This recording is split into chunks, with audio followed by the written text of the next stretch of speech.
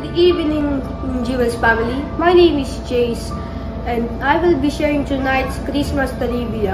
Did you know that the candy cane was invented in Germany? More importantly, its design is rooted in Christian faith.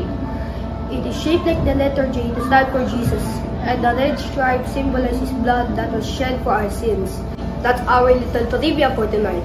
Please stay tuned for Sambang Gabi 2024.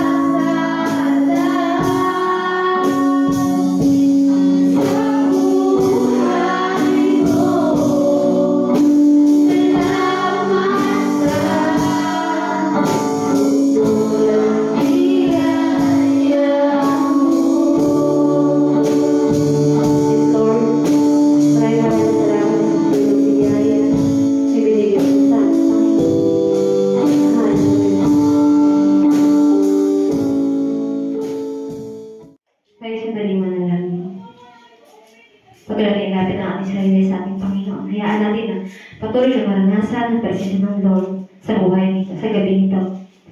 Kaya mga kapatid, nakikita ka ng Panginoon sa oras nito. Ilapit natin ang ating sarili. Hallelujah. Ang Diyos na makapangyarihan sa lahat. So, nito, Panginoon, Ikaw ay nakakaalam sa amin, nakakakilala sa amin. Alam mo yung laman ng aming puso at isipan mo, Diyos. Kilala mo po kami. At nakikita niyo po, right now, yung mga tao na sumasama sa amin upang magsamba. Patuloy na Ikaw ay Panginoon ang kumilos sa kanilang buhay, O Diyos. Patuloy, O Diyos, Ikaw ay sumama sa kanila. Patuloy na Ikaw ang mangusap sa buhay nila, Panginoon. Ano mang nararanasan nila, ano mang kalagayan nila right now, Diyos, Ikaw yung nakakaalam. Sa mga nahihirapan, Ikaw yung hihiyakap sa kanila, Panginoon. Sa mga may problema, O Diyos, Ikaw yung tutulong sa kanila upang ito po ay mabigyan ng solusyon. Sa mga may mga sakit, O Diyos, patuloy na dalangin. Ikaw, ang patuloy na magpagaling sa kanila. Ipuin po sila, Panginoon. Upang ang kagalingan ay maranasin nila ang nagmumula sa iyo. Sa gabi ito, O Diyos, Ikaw ang aming itinataas. Patuloy na Ikaw ang aming niluwalhati sa gabi ito. At sa lahat ng mga kasama namin, sa lahat ng mga nanonood right now, Panginoon, pagharian at samahan at pagpalain mo po sila, Panginoon. Alam pa ang kailangan nila. At sa gabi ito, alam ang gawa ng kaaway, in Jesus' name, hindi po sila magtatagumpay. Dahil Ikaw ang aming Diyos na makapangyarihan na Siyang naghahari sa aming buhay. Maraming salamat po. Dahil Ikaw ang nagligtas sa amin. Maraming salamat sa buhay na walang hanggan na pinagkaloob niyo po sa amin. Sa iyong biyaya, sa iyong sukdulang biyaya na binigay niyo po sa amin. Maraming salamat, O Diyos. Patuloy na mangusap ka sa puso ng bawat isa. Hallelujah. Maraming po salamat. Samahan niyo po kami at patuloy na pagharian. Ito dalangin namin sa pangalan ni Jesus. Amen. Amen.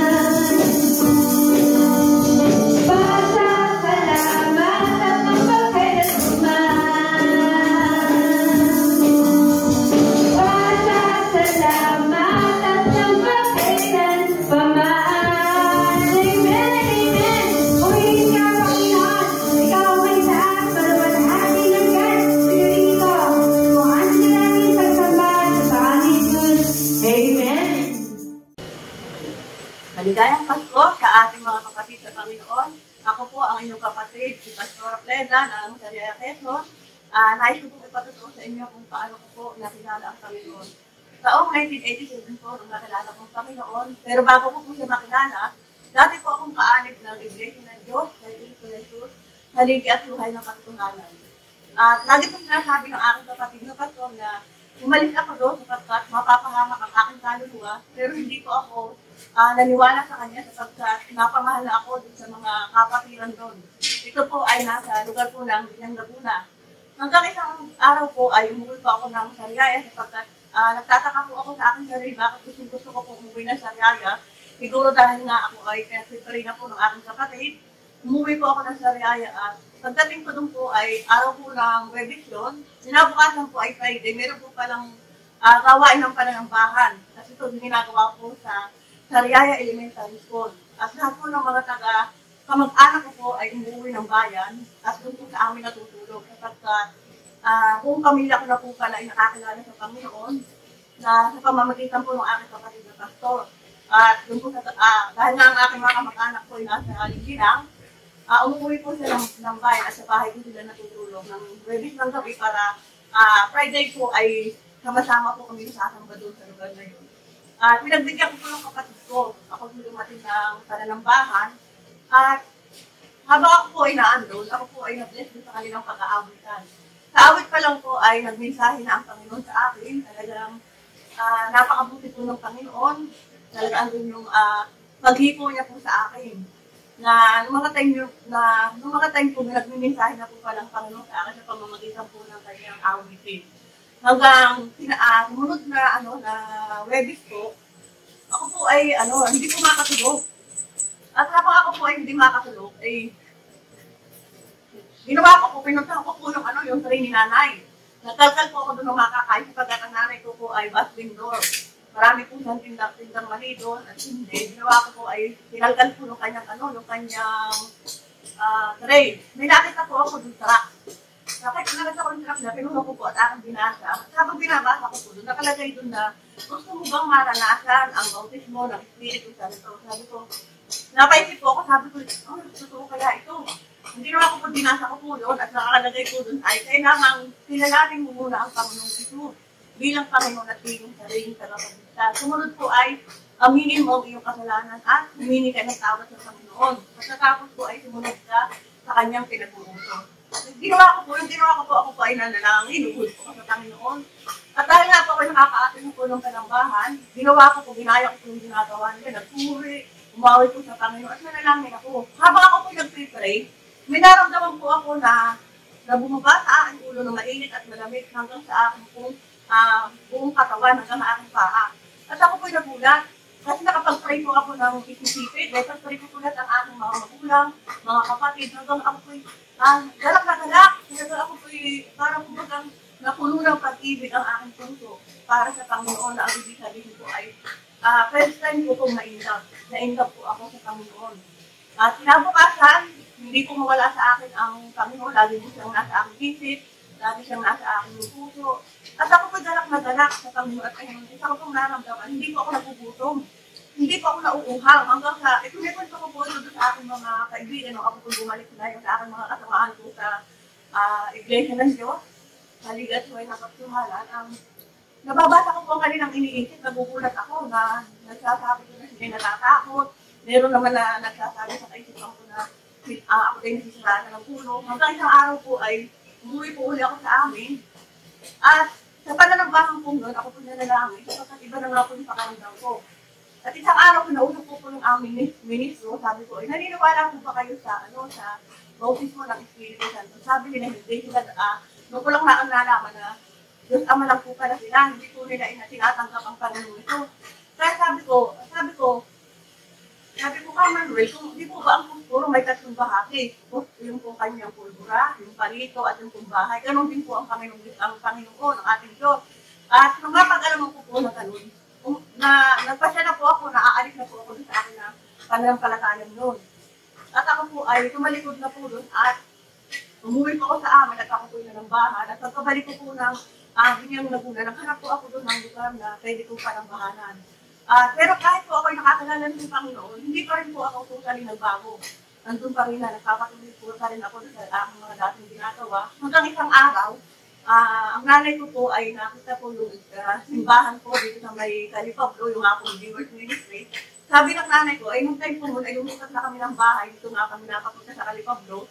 Nalalayuan po ang nanay ko sa dati namin sinasambahan dito po sa may pili. Sabi niya, iplida dito na tayo umatin sapagkat malapit na, ginagawa ko sa prayer meeting.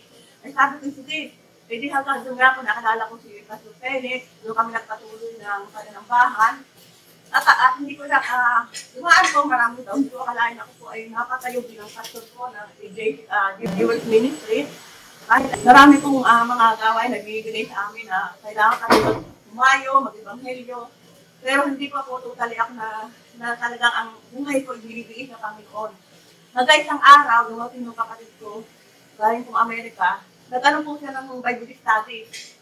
At nakita ko po yung pagkilos ng Diyos sa buhay ng kapatid ko na ang dami kong umaakin, dati ay 6, naging 23, mga kabataan po yung, nakaisip din po ako sa pagkat. Noong time po nga ay ang iglesia po ng Jewish Ministry ay nag-prayer and fasting na po tayo noon.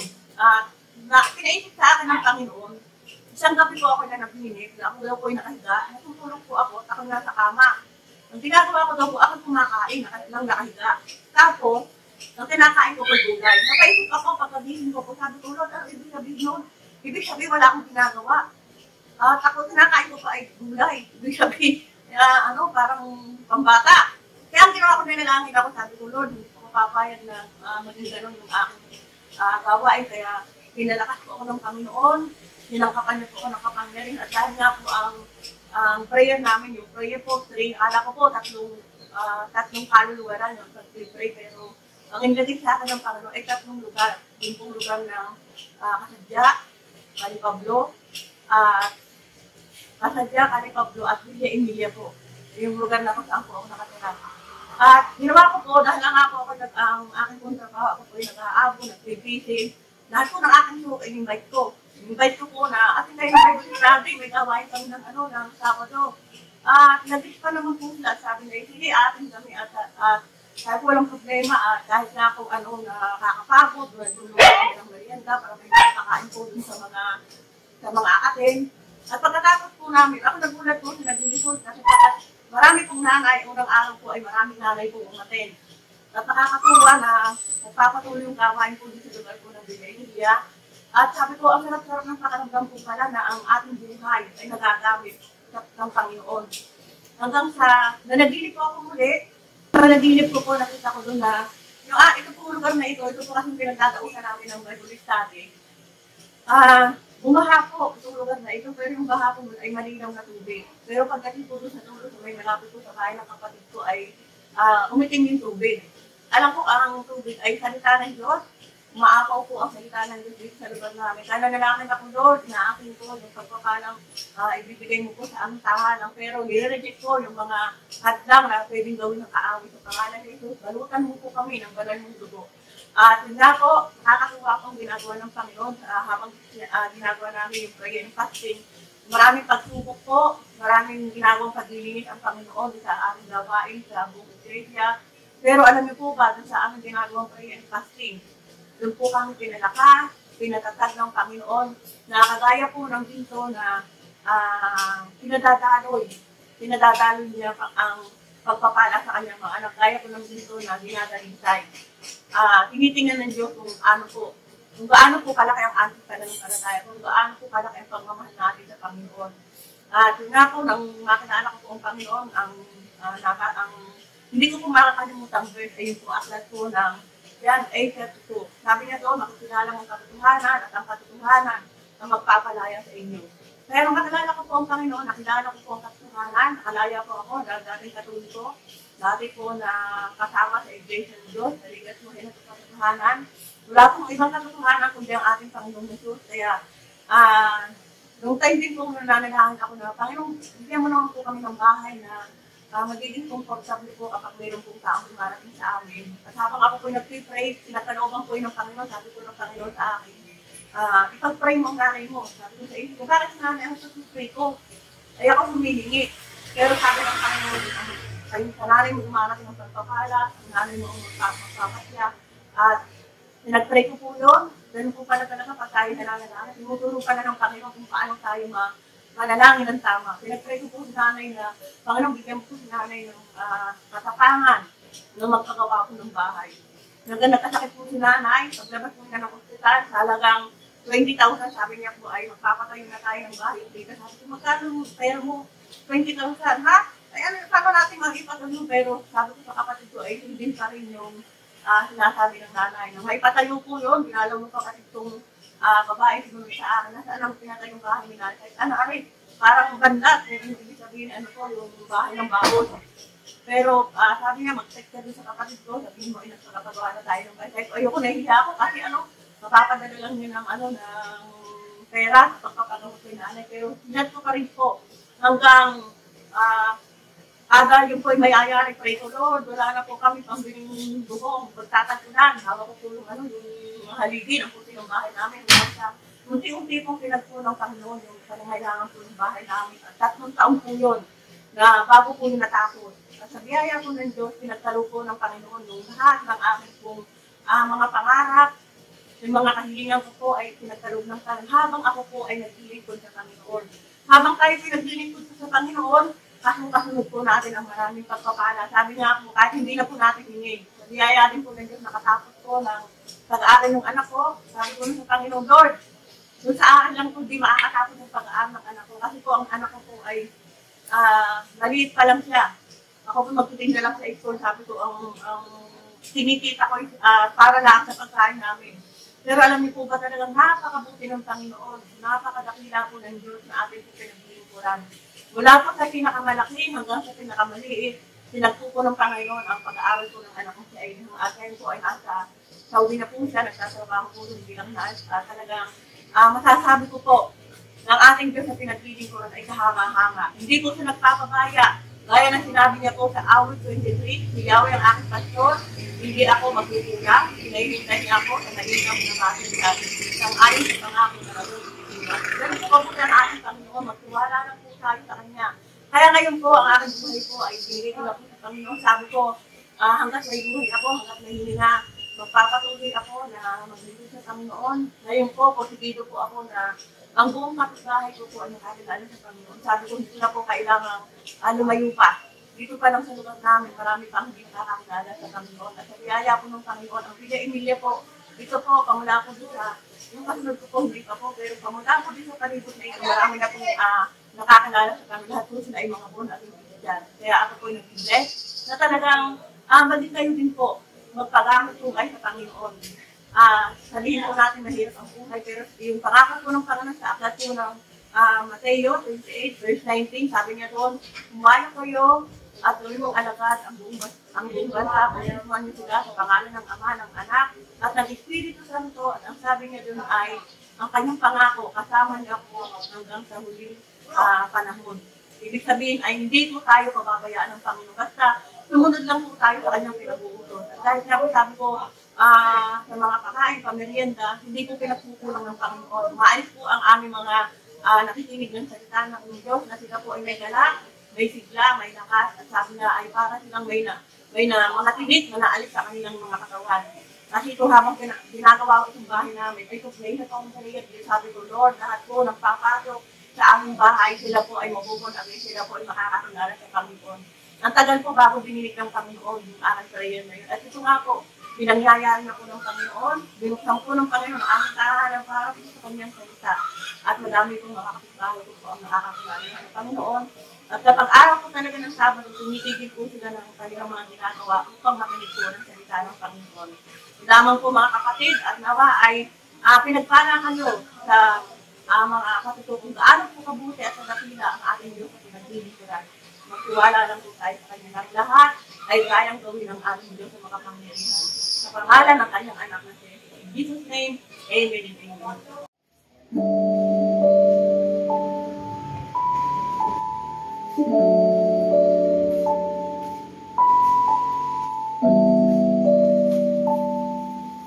Ngayon kay David natin yung sarili sa Panginoon. Ito naman sa bigay ng kapangyarihan. Nakikita tayo ng ating Panginoon Diyos na kahirapan ng aking mga puso. Hallelujah.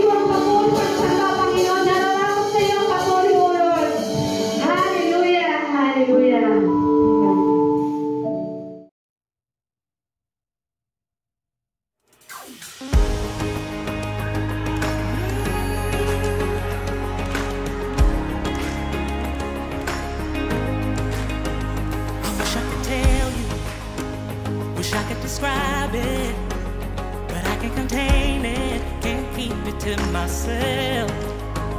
There aren't enough colors to paint the whole picture, not enough words to ever say what I found. Wonderful and beautiful and glorious and holy, He is merciful and powerful. Who we talking about? That's my King. We declare the glory, give Him all the honor, altogether worthy. Who we talking about? That's my King.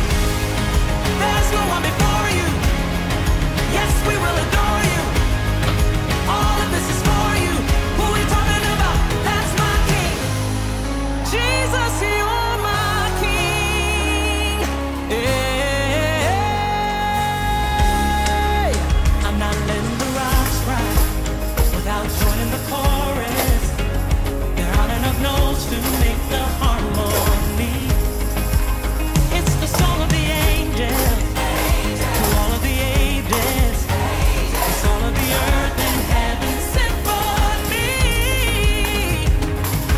Wonderful and beautiful and glorious and holy, He is merciful and powerful. Who we talking about? That's my King. We declare the glory, give Him all the honor, altogether worthy. Who we talking about? That's my King. There's no one before you. Yes, we will adore you. All of this is for you. Who we talking about? That's my King. That's my King. Is He your King tonight? That's my King. That's my God. That's my shepherd, my protector. That's my King. That's my rock. That's my anchor, my defender. That's my King. That's my God. That's my shepherd, my protector. That's my King. That's my rock. That's my anchor, my defender. Who we talking about? That's my King.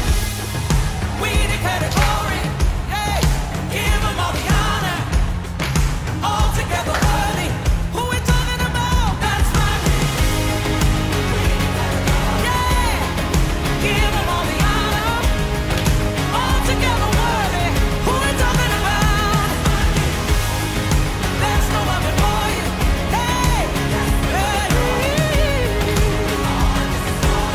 who we talking about? That's my King. Who we talking about? That's my King. Who we talking about?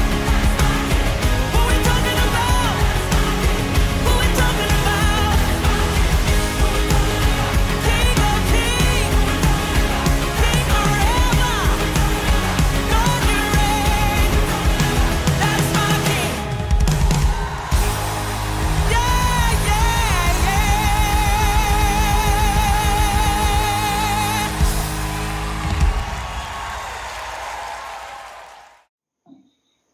Good evening po sa aming lahat. Ilang araw na lang po at malapit na namang sumapit ang Kapaskuhan. May mga handa na po ba kayo? O yung mga regalo para sa pamilya, kamag-anak at sa inaanak? Meron na ba? Si Gcash ba ay may laman na? Kung walang Gcash, may paymaya naman. Every Christmas po, para bang may mga rules na ibinibigay sa atin ng mundo na hindi natin napapansin at naobligahan tayo na sundin at sabayan ang mga ito. Marahil, ito na yung nakagawian o naging guide kapag sasapit na ang Pasko. Ito po yung general thinking ng mga tao dahil magpapasko na. Una, dapat mabait muna tayo ngayon. Love, love, love. Kasi magpapasko na eh. Bawal madapot. Give, give, give. Huwag kang kuripot. Tapos po, dapat huwag kang makalimot bumili ng panghanda para sa Noche Buena. Dapat may regalo, may bagong damit. Dapat alalahanin na sama-sama kumain. Kahit gutom na gutom ka na, hanggat hindi pa alas 12, bawal kumain. Saka dapat lagi may nakahanda kang pampasko. Kasi kapag nagtago ka bukas at bukas, nandyan pa rin sila hanggang bagong taon sisingilin ka. At ito pa, kapag Pasko, dapat huwag mong ipapahabilin yung mga pinamaskuhan mo, lalo na sa mo. Kasi, di mo na yung makukuha, mapapagalitan ka pa. Pero hindi naman po lahat. So, ito yung mga karaniwang nagiging rules natin kapag sasapit ang Pasko. At hindi natin napapansin na itong mga rules na ito yung siyang kumukulong at pumupuno sa ating mga isipan. Kaya hindi talaga natin ma-enjoy at hindi natin tunay na maunawaan kung bakit dumating ang Panginoong Jesus at may Pasko. Ganyan din po ang kalagayan ng mga tao noon. Mga nakakulong sa kautusan. Ano po ba yung role ng kautusan? Sabi po sa Galatia 3:24, kaya't ang kautusan ang naging taga-disiplina natin hanggang sa dumating si Kristo upang tayo ay maituring na matuwid. Pero bago po sinabi yun, sabi sa 3:23, bago dumating ang panahon ng pananampalataya, tayo'y nakakulong sa kautusan hanggang sa ang pananampalatayang itong si Kristo ay mahayag. So dati daw po pala nakakulong sa kautusan. Ngunit sabi po sa verse 25, ngayong dumating na ang panahon ng pananampalataya, wala na tayo sa ilalim ng taga-disiplina. So dumating na po ang pananampalataya, ang panahon ng pananampalataya, at yun ang pagdating ng Pasko. Dumating na ang star ng Pasko, at hindi ikaw yun, hindi rin ako yun, kundi si Kristo yun. Sabi po, dumating na ang panahon ng pananampalataya dahil dumating na ang Panginoong Jesus. Kaya nga po yung topic natin sa gabing ito, sabi po sa ating team, Galatia 4 verse 4 and 5. Ngunit na sumapit ang tamang panahon, isinugo ng Diyos ang kanyang anak na isinilang ng isang babae at namuhay sa ilalim ng kautusan upang palayain ng mga nasa ilalim ng kautusan, sa gayoy tayo'y maiituring na mga anak ng Diyos. Kaya po from heaven, Jesus came to earth for you, for us, for me. Kaya po ngayon po may apat na napakahalagang you ang ginawa ng Diyos para sa atin. Una pong you, si Jesus ay ang umako ng ating kasalanan at nagbayad. Sabi po ni Jesus, ako na, hindi na ikaw, ako na. At yung pong pagbabayad na yun, hindi yung bayad na katulad ng pera. Kasi po kapag pera, ang pera ay nauubos, pero maaaring bumalik, lalo na kung maparaan ka at saka masipag ka. Ang pera po nakukuha yan kapag magtatrabaho ka o kaya bibigyan ka. Pero po ang binayad ng Diyos ay hindi pera, sapagkat ang pera ay nababayaran, naiibalik. Pero hindi nga po pera ang pinambayad ng Diyos sa atin para tayo tubusin, kundi ang kanyang dugo, ang kanyang buhay. Hindi lang yon. The way pa ng pagkamatay ng Diyos para matubos tayo ay hindi ganun kadali. Napakasakit, very brutal, at talagang pinahiya siyang lubos. Ngunit kahit ganoon, tiniis niya ang sakit ng pananakit, hagupit, pang-aalimura, kasi sabi niya, ako na ang magbabayad ng kasalanan para sa lahat. Ito po ang sabi sa Galatia 1:4. Inialay ni Jesucristo ang kanyang sarili para sa ating kasalanan.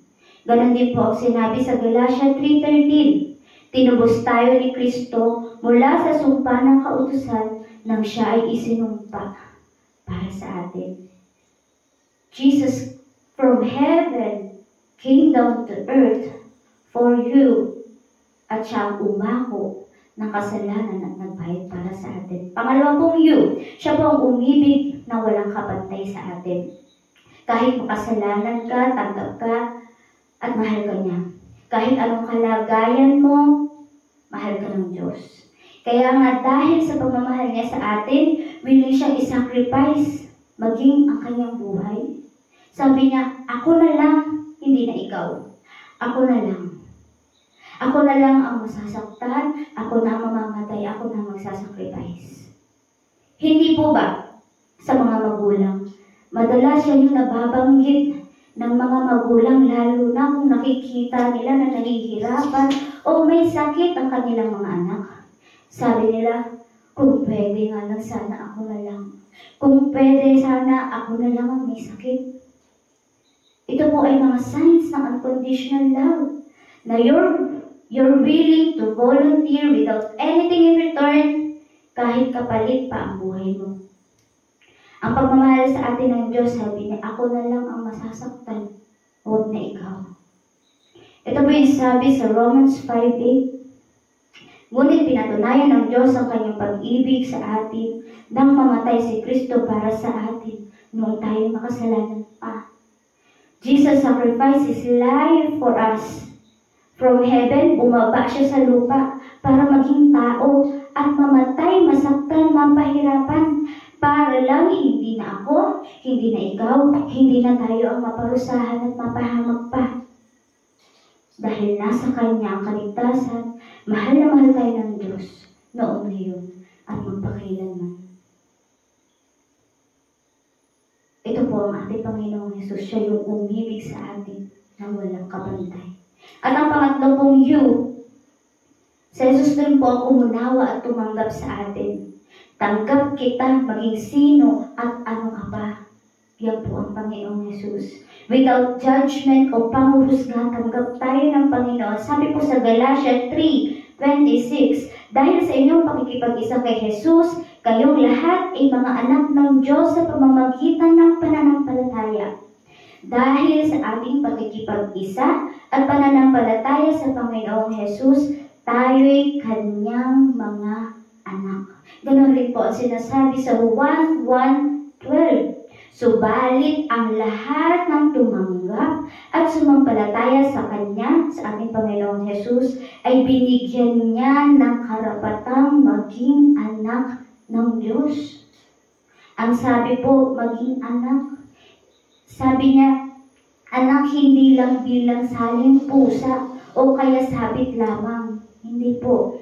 Anak na kung saan kasali ka, kasama ka, isa ka sa mga katanggap ng mga promises, ng mga rewards, ng mga rights, ng mga privileges. Ganun po yung sabi sa Galatians 4:7. Sabi pa, tayo mga tagapagmana.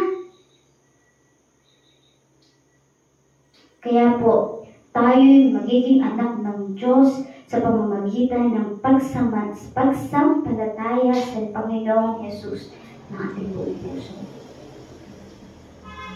At yung pong pagiging anak na yun, no rejection. Kapag sumampalataya ka sa Kanya, hindi ka niya i-reject.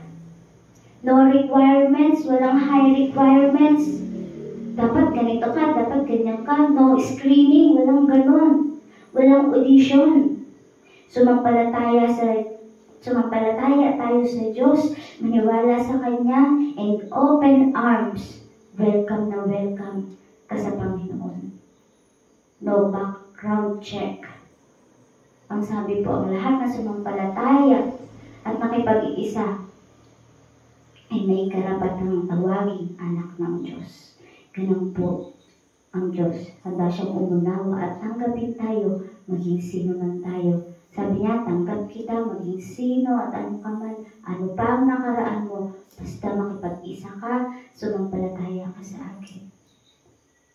At panghuling iyo po, si Jesus din po ang umalis ng kandado at magpalaya sa atin. Sabi niya, malaya ka na. Malaya ka na. Hindi ka na nakakulong. Sabi po sa pamamagitan ng pananampalataya natin sa Panginoon, malaya na tayo. Malaya ka na. Ikaw ay pinalaya na. Wala ka na sa sumpa o sa kadiliman at sa kasamaan. Dahil sa Panginoong Hesus, sa Kanyang dugo na naglinis ng ating mga kasalanan, hindi ka na alipin ng kasalanan. Kaya mo nang magbago. Hindi ka naalipin ng kautusan. Ikaw ay nasa pananampalataya na kay Kristo. Malinis ka na, may bagong pag-asa at may bagong buhay. Hindi na rin masama ang ginagawa mo. Sa halip, mas ninanais mo na gawin ang mga nakakabuti at ang buhay mo ay patuloy mo pinagliliwanag. Pinalaya na tayo ng Diyos sa mga kandadong kumukulong sa atin. Kaya mamuhay tayong malaya. Hindi malaya para gumawa ng kasalanan, kundi malaya gumawa ng mabuti kasama ang ating Diyos sa ating buhay. Kaya naman po dumating ang Panginoong Jesus for you, for me, for us. Siya yung umakot, nagbayad ng ating kasalanan, umibig sa atin na walang kapantay, umunawa at tumanggap sa atin, umalis ng kandado at nagpalaya sa atin. Celebrate Christmas dahil alam mong dumating ang Diyos para sa iyo, na nagmahal, nagpalaya, tumanggap, at patuloy kang ginagabayan, pinoprotektahan, at patuloy nang minamahal. Huwag kang pakulong sa stress ng rules ng Christmas na kinagawian ng mundo na dapat ganito, may bago kang damit, mga regalong bibigay at matatanggap. Hindi ganun ang Pasko. Dumating ang Pasko kasi dumating ang Panginoong Jesus para palayain tayo, para iligtas tayo. Ito ang panahon ng pananampalataya na sa atin ay nagpalaya. Ito po ang title natin, Panahon ng Pananampalataya sa atin ay nagpalaya. Tayo po manalangin. Panginoong Jesus, maraming salamat po. Sapagkat dumating ka sa amin at pinaranas mo mga ganitong sacrifices para sa amin. Pero alam namin hindi kami karapat-dapat, pero patuloy mong inialay ang buhay mo po para sa amin. Para maligtas kami at hindi na kami mapahamak pa. Maraming salamat po dahil doon alam namin na malaya na kami makakalapit sa iyo. Dahil doon, Panginoon, kami ay may karapatan ng tawagin mga anak mo. Maraming salamat po. Napakagandang bagay po, Panginoon, para po sa amin na maging isang anak mo. Kaya po maraming salamat po, Panginoon, sapagkat napaka-dakila mo, Ama, sa amin lahat. Sa iyo po ang papuri. In Jesus' mighty name we pray. Amen.